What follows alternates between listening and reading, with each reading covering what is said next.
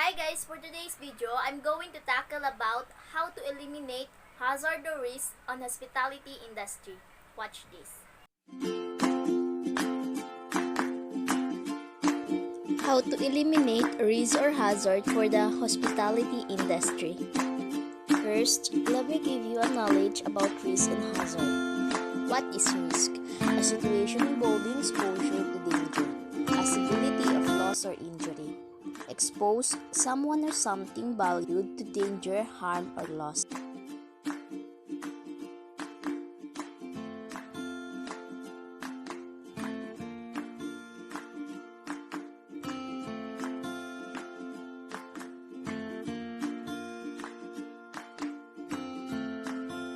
What is hazard? Potential source of harm.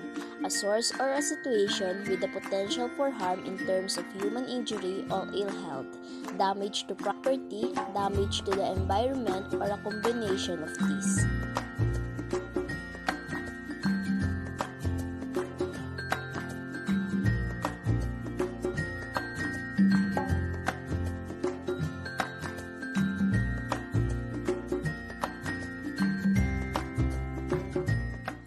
The 6 main categories of hazard.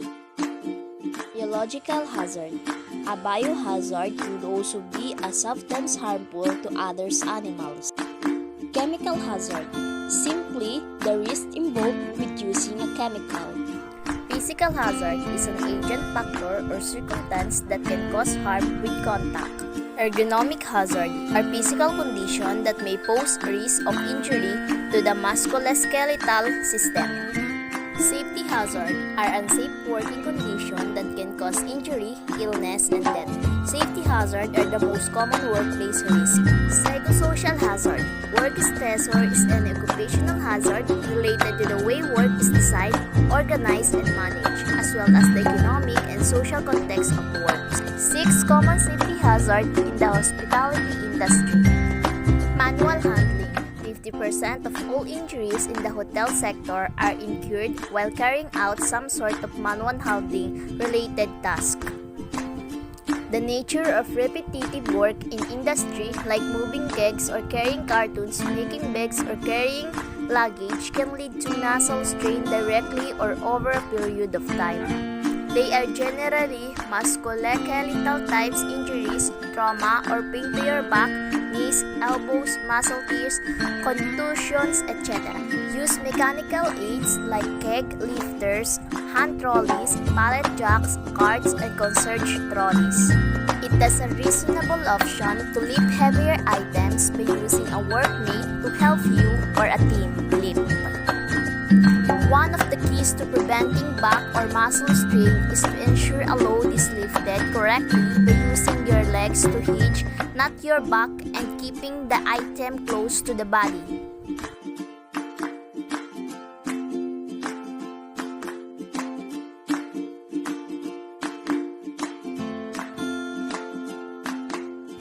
Slips, trips, and falls. Some hoteliers just put up with this and let it ride or use rubber matting on the floor as a means to prevent slipping. Rubber matting is a useful, short-term fix to counter spillage or pulling. Other practical measures to prevent slips, trips, and falls. Poor housekeeping practices where pedestrian chauffeurs are clothed with flotsam and jetsam are common back of house. Find somewhere else to store it. Ensure all staff wear enclosed non-slip footwear for the task. Clean not spills as soon as practicable. Signpost if the floor is wet. If you're practical for your venue, slip-resistant, high-grade vinyl laid behind the bar is a recommended solution.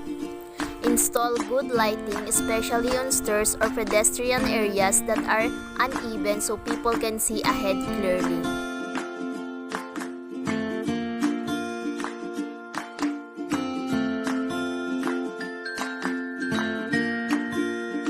Hazardous chemical. Most hazardous chemical used in hotel context are cleaning agent.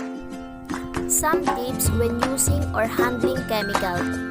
Use the least hazardous chemical for the job.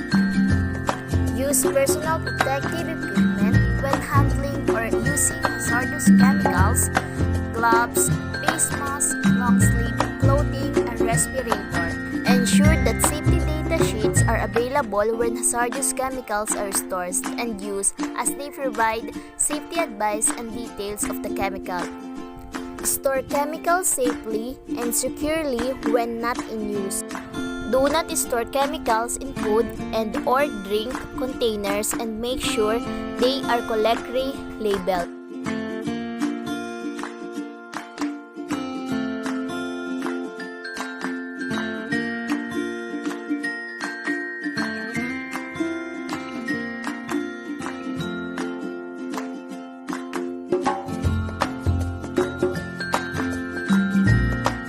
Electrical. The best protection against electrical hazard is to install residual current devices on all electrical circuits. Many older hotels don't have this level of protection, but it's becoming an essential in the modern day context as our reliance on electrical or electronic equipment increases. Do not use electrical double adapters in any circumstances. Protect extension leads from damage or lying in wet areas. And test and tag your portable electrical equipment if all your circuit.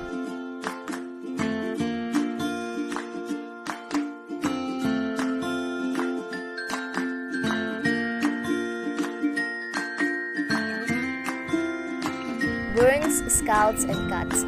These are the obvious result of hazard that are found in hotel kitchen. Kitchen staff can become blessed when it comes to safety practices. In many cases, it's not the go-to wear stainless steel, mesh hand, gloves, or gauntlets to prevent cut. My advice is to strictly enforce safety practices in the kitchen to prevent your staff getting injured and potentially forcing up your work cover premium.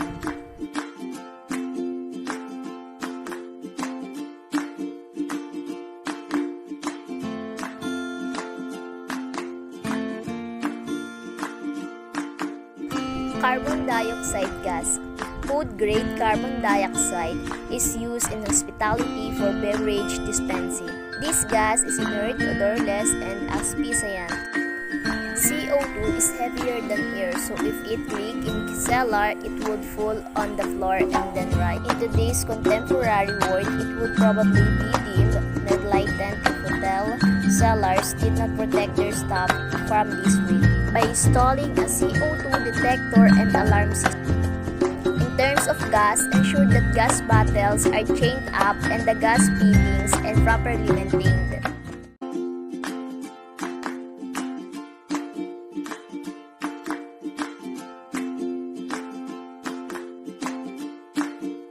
Thank you for watching. Hope you like it and understand. Thank you.